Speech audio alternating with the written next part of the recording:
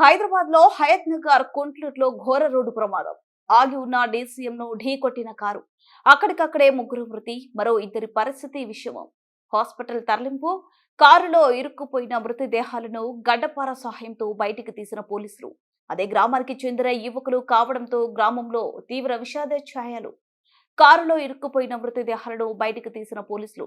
మృతులు చంద్రసేనారెడ్డి, త్రినాథ్ రెడ్డి, వర్షిత్ రెడ్డి అందరూ ఒకే గ్రామానికి చెందిన యువకులుగా గుర్తింపు. లాఠీలు ఏం లేవు మీ ఊళ్ళ దగ్గర జరగమంటే ఎడ జరుగుతున్నాడు.